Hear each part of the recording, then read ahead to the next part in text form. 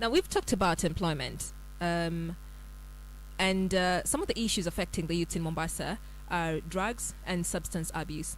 How do we get them from the streets? Once again, thank you very much, Miriam. And I think all these things are more or less ripple effects. Yeah. You find you're unemployed, you're going through some difficult circumstances in your life, and you look for solace, you look for a valve. There are those ones who look for a valve in drugs and substance abuse. Yeah. There are those ones who look for a valve in other vices. So when we deal with unemployment, when we ensure our young people are engaged, then that means we deal with some of these things. But apart from that, there are those young people that are already in those drugs and substance abuse. I know we have agencies that NACADA that has continued to work to ensure that they come up with programs to ensure that our young people are also rehabilitated and all. And I know there are a lot of partners and stakeholders. But one of the things that I believe would be very important is having that stakeholder approach where from community itself, from where you come from, because sometimes you find you are rehabilitating, you've been able to go to a rehab, but when you go back to the community, people remember you as that person, ule jamaa wa madre.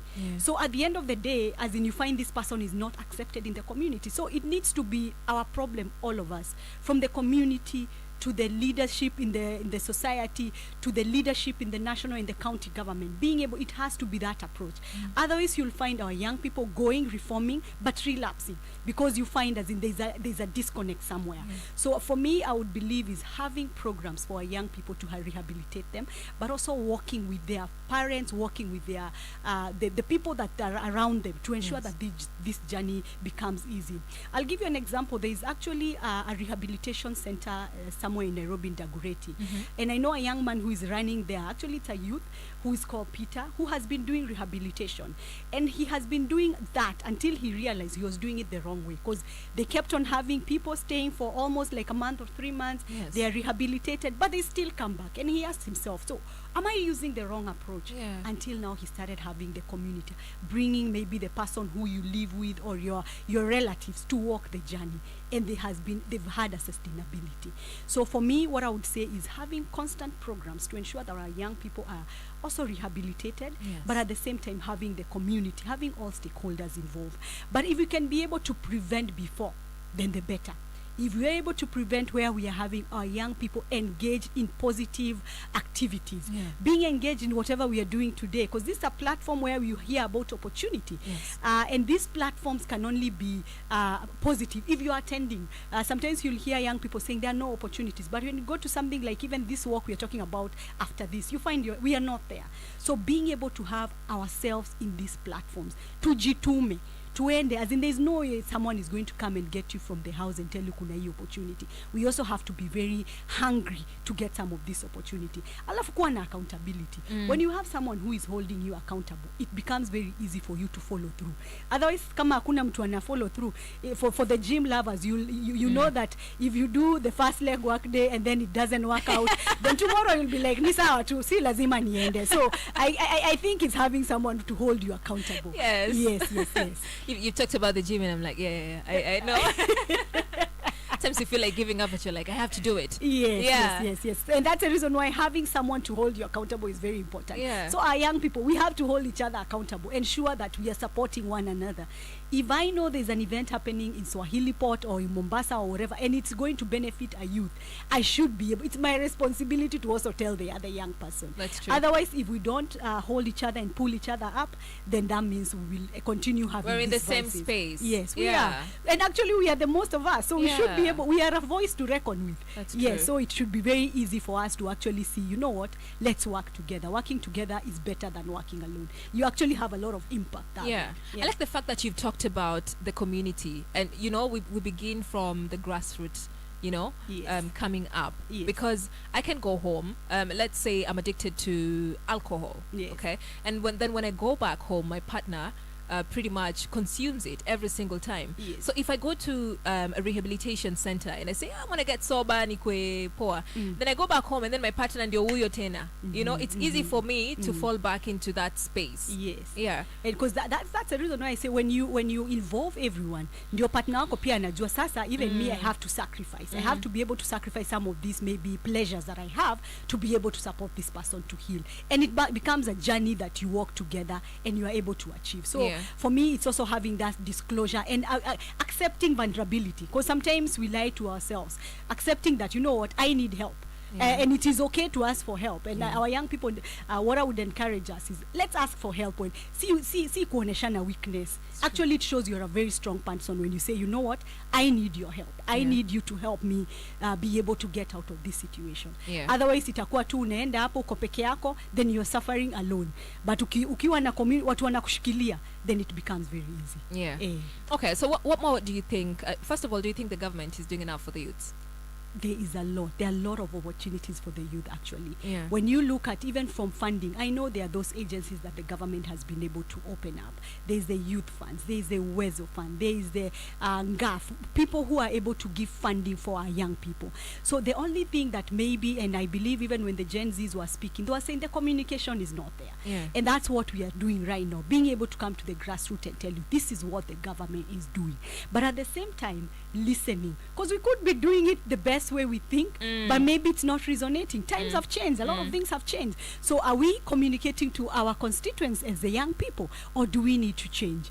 Right now, we were actually having a conversation with a mentor here outside, and we were saying young people want short content, straight to the point, go be precise and concise.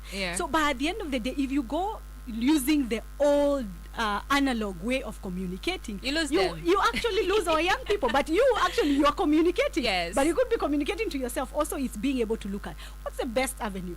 Right now, the government is actually learning, you know what, TikTok is a tool that we can utilize.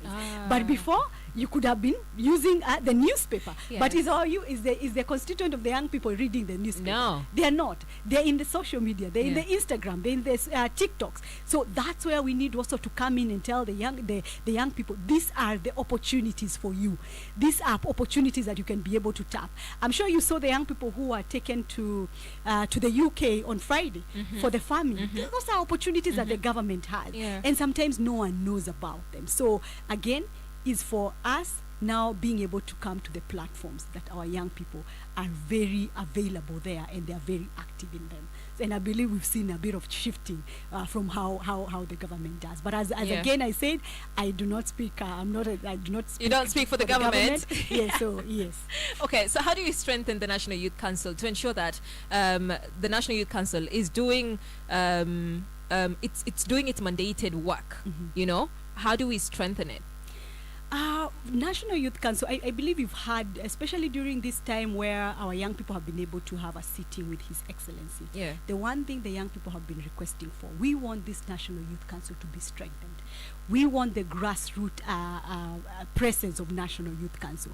And that's what we are calling upon young people. We've been given an opportunity by His Excellency to tell him how can he shape National Youth Council as an institution.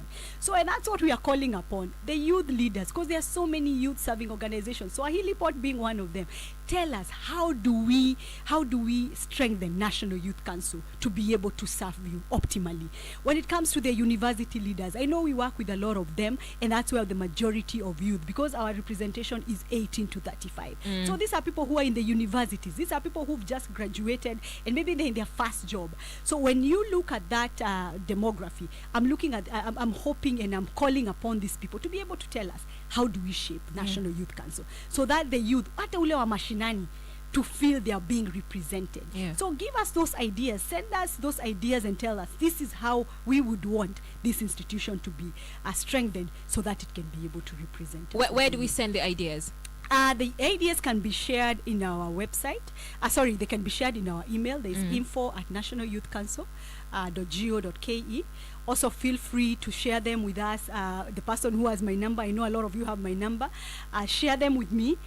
Share them with the ministry, because we are under the Ministry of Youth Affairs, Creative Economy and Sports, under the able leadership of our Cabinet Secretary, Mr. Murkomen, together with the leadership of our PS, Ismail Made. So feel free to actually reach out to them and tell them, this is how we want National Youth Council to be strengthened. Yes. Okay, now the work. Why is it important to do the work today?